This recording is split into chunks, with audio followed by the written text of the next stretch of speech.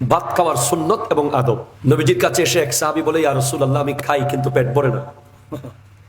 নবীজি বলছেন, তুমি একা একা খাও, সেজন্য পেট ভরে না। খাবারের সুন্নাত হচ্ছে সবাইকে নিয়ে খাওয়া। যেই ঘরে পরিবারের সব সদস্য একসাথে বসে খায়, ওই ঘর জান্নাত। এবং ডাইনিং টেবিলে না খাবার, সুন্নাহ হচ্ছে নিচে বসে খাওয়া। যেদিন থেকে আলাদা আলাদা প্লেট বের হয়েছে, সেদিন থেকে ডায়াবেটিস আর হাই ব্লাড প্রেশার বের হয়েছে। যেদিন থেকে বাসন আলাদা হয়ে গেছে, সেদিন থেকে শরীরে সমস্ত রোগ এসে বাসা বেঁধেছে। কারণ ইসলাম ওই ধর্ম, যেই ধর্মে খাবারের টেবিলে সমস্ত রোগের ওষুধ আছে। এটা বিজ্ঞানসম্মত। আপনি একটা পাত্রে যখন সবাই মিলে খাবেন, আমার হাত থেকে প্রত্যেকের হাতের এই চামড়ার ভিতরে কিছু অত্যন্ত সূক্ষ্ম সূক্ষ্ম ছিদ্র আছে, যেগুলো মাইক্রোস্কোপ দিয়ে দেখা যায়। ওখান থেকে প্লাজমা বের হয়, রক্তরস। ওই আমার রক্তরসগুলো আপনার জন্য ওষুধ, আপনারগুলো আমার জন্য ওষুধ। এজন্য নবীজি বলেছেন, সুরুল মুমিনের শিফা, মুমিনের মুখের খাবার আরেকজনের জন্য শিফা। এজন্য সৌদি আরবে আপনি দেখবেন বড় বড় হাসপাতাল আছে, কিন্তু রোগী নেই। তেমন রোগী পাবেন না। বাংলাদেশের যেই পরিমাণ রোগী, সৌদি আরবে তার 10% রোগী নেই। কারণ তারা সবাই মিলে এক পাত্রে খায়। আমরা যখন উমরায় যাই, হজে যাই, আমরা দেখি যে খাবারের দোকান থেকে একটা সুফরা দিয়ে দিবেন, ওটাতে বিষয়া সব ঢেলে দিবেন একসাথে। একসাথে খেলে আপনার কখনো রোগ হবে না। আরেকটা কারণ আছে, একা খেলে আপনি 3 প্লেট খেয়ে ফেলতে পারবেন, ফেট ভরবে না। আর একসাথে খেলে 3-4 লোকমা খাইতে ফেট ভরে যাবে। রমজান ইফতারের সময় খেয়াল করে দেখিয়েন। খাওয়ার আদব হচ্ছে 3 আঙ্গুলে। কয় আঙ্গুল? 3। 5 আঙ্গুলে খাবেন না, 4 আঙ্গুলে খাবেন না, 3 আঙ্গুলে নিবেন। 3 আঙ্গুলে নিলে অত পরিমাণ খাবার পেটে যাবে যত পরিমাণ আপনার জন্য দরকার। সময় যাবে বেশি, খাবার যাবে কম। 5 আঙ্গুলে খাবেন, সময় যাবে কম, খাবার যাবে বেশি। 3 আঙ্গুলে খাওয়া সুন্নাহ। চেটে পুটে খাওয়া সুন্নাহ। বাসন কেন? বাসনকে আল্লাহ জবান দিয়ে দেয়। খাবারের বাসনটা যদিও মেলামাইন, যদিও কাচের, যদিও স্টিলের, এটার মধ্যে একটা জবান দেওয়া হয় আল্লাহর পক্ষ থেকে, যেহেতু এটা আল্লাহ রিজিক বহন করছে।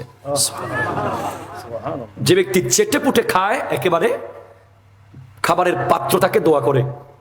বাহারের শরীয়ত কিতাবের মধ্যে এসেছে, খাবারের পাত্র তার জন্য আল্লাহর কাছে দোয়া করে, আল্লাহ যে আমাকে শয়তান থেকে রক্ষা করেছে, তাকে তুমি জাহান্নামের আগুন থেকে রক্ষা করিও।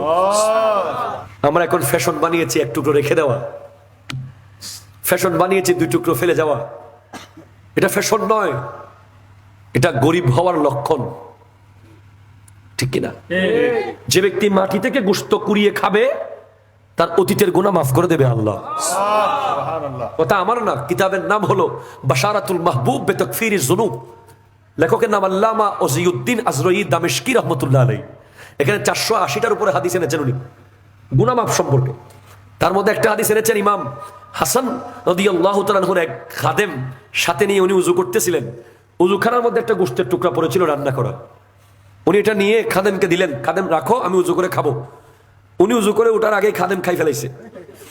তো ইমাম হাসান পাক বলছেন, গোশত কই? আমি তো খাই ফেলেছি। আইরে আল্লাহ, তোমাকে তার খেদমতে রাখা যাবে না। কেন? তুমি জান্নাতি মানুষ হয়ে গেছো।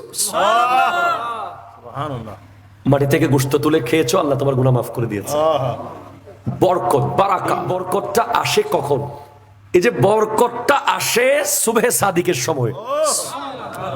বরকত সাহেব এসে বলে, এই কার চাকরি লাগবে ল, কার লেখাপড়া লাগবে ল, কার রোগের ওষুধ লাগবে ল, কার কি লাগবে নিয়ে নাও, নিয়ে নাও। বরকত সাহেব এসে ফজরের সময় দরজায় নক করে। কখন? যখন ফজরের আজান শেষ হয়, তারপর থেকে সূর্য ওঠার আগ পর্যন্ত যে টাইম, ওই টাইমেই আল্লাহর বরকতটা আসে পৃথিবীতে।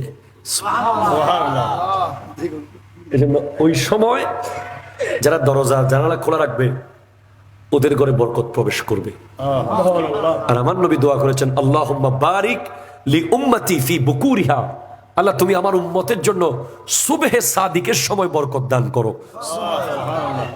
এবং ওই সময় একটা বাতাস আসে, ওই বাতাসটা আসে মদিনাতুল মুনাওয়ারা থেকে। আপনি সুবহে সাদিকের সময় প্রতিদিন যদি নিঃশ্বাস এভাবে নেন, শ্বাস রোগ ভালো হয়ে যাবে। ওই বাতাসটা ফ্রেশ। এটা কোনো মুনাফিকের গায়ে লাগবে না, এটা শুধু মুমিনদের গা টাচ করবে।